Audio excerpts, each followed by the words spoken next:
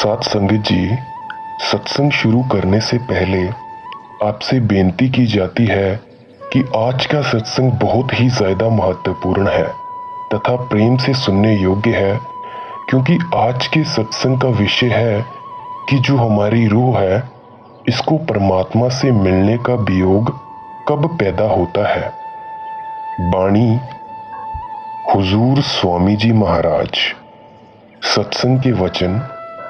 खोजत रही पिया पंथ, मर्म कोई नेक न गाया, रैन दिवस वे चैन, तरसते जन्म बिताया। स्वामी जी महाराज कहते हैं, अफसोस हमारा जन्म बीत गया और तड़पते तड़पते उम्र चली गई, लेकिन परमात्मा से मिलने का रास्ता अभी तक नहीं मिला। आगे वे फरमाते हैं कि ये वियोग कब पैदा होता है, जब परमात्मा किसी को बख्शना चाहता है। गुरु अमरदास जी के वक्त का वाक्य है, आप 22 दफा गंगा स्नान करने गए। जब आखिरी दफा जा रहे थे, रास्ते में एक ब्रह्मचारी मिला। उसने पूछा कि कहां जा रहे हो? कहते हैं कि स्नान करने, और आपको कहां जाना है? ब्रह्मचारी ने कहा कि मैं भी गंगा स्नान करने जा रहा हूं। खैर, इकट्ठे चल पड़े। रोटी खाई, जाते वक्त धीरे धीरे गए, स्नान किया और वापिस चल पड़े। आखिर गुरु अमरदास जी का घर आ गया। अभी ब्रह्मचारी की मंजिल बाकी थी। बातचीत करते प्रेम प्यार हो चुका था। दोनों एक दूसरे को इज्जत की निगाह से देखते थे। गुरु साहिब ब्रह्मचारी को घर ले गए। जब रात को सोने लगे तो ब्रह्मचारी पूछता है, यार अमरा, तुझे गुरु से नाम लिए कितना अरसा हुआ है? कहने लगे, मेरा तो कोई गुरु नहीं। ब्रह्मचारी कहता है, हैं? तेरा कोई गुरु नहीं? तू निगुरा है? अफसोस, अगर मुझे पता होता कि तेरा कोई गुरु नहीं तो मैं कभी तेरे रोटी ना खाता। मेरा सारा धर्म कर्म नाश हो गया। यह कहकर वह बड़े दुखी दिल से अपना बिस्तर उठाकर चल पड़ा। जब वह चला गया तो आपको बड़ा अफसोस हुआ। अब दिल में कहते हैं कि 62 साल की उम्र हो गई, अभी तक कोई गुरु नहीं मिला। हे गंगा माई, तू गुरु मिला दे।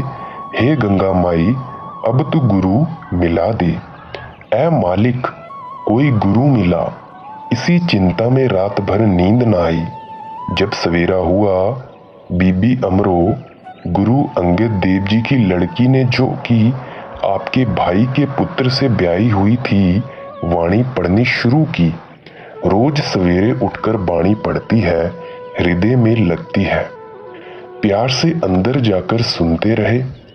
वह बहू लगती थी, भाई के पुत्र की पत्नी थी। पूछा कि यह किसकी वाणी है? कहती है कि गुरु नानक साहिब की, जिनकी गद्दी पर मेरे पिताजी बैठे हुए हैं। दिल में प्यार था, तड़प थी। कहने लगे कि मुझे भी ले चल। कहती है कि जब तक मेरे पिता आप न बुलाएं मैं नहीं जाती, और यही उनका हुक्म भी है। कहने लगे कि तू मुझे जरूर ले चल। इस सिलसिले में जो पाप लगे वह मुझे लगेगा। अगर वे नाराज हुए तो मेरा जिम्मा। खैर, वह ले गई। जब गुरु अंगद साहिब के दरबार के नजदीक पहुंचे तो कहती है कि आप बाहर ठहरे, मैं अंदर जाकर अर्ज करती हूं। जब अंदर गई तो गुरु अंगद साहिब ने कहा कि बेटी, जब ससुर को साथ ले ही आई है तो अब अंदर भी ले आ। आगे के वाक्य में ताल्लुक नहीं कि गुरु अंगद साहिब ने किस तरह गुरु अमरदास जी को भरपूर कर दिया और अपना रूप ही बना लिया, बल्कि इस बात से ताल्लुक है कि जिन्हें मनुष्य जन्म पाकर कोई गुरु मिल गया उसका जन्म सफल हो गया। इसके विपरीत उन पर अफसोस है कि उम्र गुजर गई दुनिया के धंधे करते हुए, लेकिन अभी तक रास्ता नहीं मिला। आगे स्वामी जी महाराज कहते हैं, करता रहा पुकार दाद को कहीं ना पाया, भेख भिखारी जगत गुरु सब भर में माया। इसका मतलब ये है कि बहुत से समाजों में गए, साधु महात्माओं से मिले, लेकिन मकसद पूरा ना हुआ, क्योंकि जितने भेषी हैं, मजहब हैं, जितने महात्मा हैं, सब माया के जाल में फंसे हुए हैं। अब कहते हैं कि करें तो करें क्या।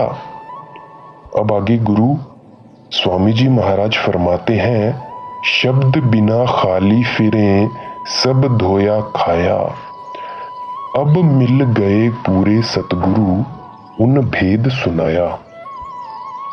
कहते हैं भाग्य से पूरे सतगुरु मिले, उन्होंने 5 शब्द का भेद दिया। जब भेद को समझकर कमाई की, रूह अंदर खंडों ब्रह्मंडों पर चली गई, मालिक से मिली। सो अब यह पता लगा कि सारी दुनिया आंखों से बाहर बैठी हुई है, सभी नाम से खाली बैठे हैं। कोई तीर्थों पर जाता है, कोई मंदिरों में जाता है, कोई जाप करता है तो कोई पत्थर की पूजा करता है, कोई दान करता है, कोई पुण्य करता है, कोई कुछ करता है तो कोई कुछ करता है। सो ये सभी बाहर बैठे हुए हैं, अंदर नहीं गए। आगे स्वामी जी महाराज फरमाते हैं, सूरत सार लखवाए के फिर गगन चढ़ाया, गगन मंडल में पहुंचकर अनहद वजवाया। कहते हैं सतगुरु ने क्या काम किया कि पहले सत्संग सुनाया, फिर शब्द का भेद समझाया, फिर कहा कि 9 दरवाजों से अपनी सूरत को निकाल। यहाँ स्थूल शरीर में मन और आत्मा मिले हुए हैं। जब 9 दरवाजे छोड़कर रूह तुरिया पद में गई, उसने शब्द का पल्ला पकड़ा। वहां अमृत बरस रहा है, रूह ने अमृत पिया। अब वह धुन तुरिया पद की ब्रह्म के देश से होती हुई रूह को पार ब्रह्म में ले गई। पार ब्रह्म का देश माया से रहित है। यहाँ 6 चक्रों या मातलोक में ब्रह्म गुप्त है और माया प्रकट है। जब हम सहस्जल कमल में जाएंगे, वहां ब्रह्मा और माया बराबर बराबर है। जब ब्रह्म में जाएंगे, वहां ब्रह्म प्रकट और माया गुप्त है। जब पार ब्रह्म में जाएंगे, वहां माया है नहीं, बल्कि चेतन ही चेतन शक्ति है। वह नाम है जिसे अगर आधा घंटा भी सुन लो तो जन्म मरण खत्म हो जाए। अब कहते हैं यह सतगुरु ने हमें ऊपर ले जाकर दिखाया। जपी तपी मौनी बकी जत जोग चलाया, यह मार्ग कोई न कहे दुर्लभ दर्शाया। कहते हैं दुनिया में बहुत से यति हैं, तपी हैं, योगी हैं, ज्ञानी हैं और दूसरे साधन करने वाले हैं। इसी तरह बेशुमार साधन भी हैं, लेकिन जो शब्द का मार्ग है यह सबसे ऊंचा और किसी किसी महात्मा के पास है, आम नहीं। क्योंकि योग साधना करके योगियों की मुक्ति नहीं हुई थी। उन्होंने गुरु नानक साहिब से पूछा कि मुक्ति का साधन क्या है, तो आपने कहा कि शब्द। जिस तरह मुर्गावी जल में रहती है, जल में खाती पीती है, मगर जब उड़ती है तो सूखे परों के साथ उसे पानी लेप नहीं करता। इसी तरह कमल भी कीचड़ में रहता है, जब पानी चढ़ जाए तो डंडी लंबी हो जाती है, जब घट जाए तो डंडी नीची हो जाती है। वह हर हालत में पानी की सतह पर रहता है, मगर रहता है सूखे का सूखा। इसी तरह आदमी बाल बच्चों में रहे, कबीलदारियों में रहे और नाम जपे। जब मौत आए तो अडोल अपने घर को चला जाए। धन्य संत और सतगुरु जिन सार बुझाया, मनमत जग में फैलिए गुरमत नहीं आया। सुरत बंत विरले कोई जिन शब्द कमाया, राधा स्वामी भेद दे सब जीव चिताया। अब आगे फरमाते हैं, दुनिया में मनमत बहुत फैला हुआ है और संतों के पीछे कोई बिरला ही चलता है।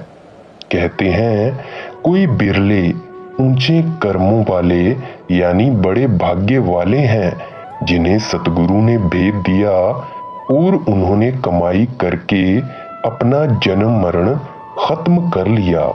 सो साध संगत जी, जिन जिन को नामदान की बख्शिश हुई है, वे हर दिन कुछ ना कुछ पल भजन बंदगी में जरूर निकालें, तभी हमारी इस भव सागर से मुक्ति हो सकती है। राधा स्वामी जी।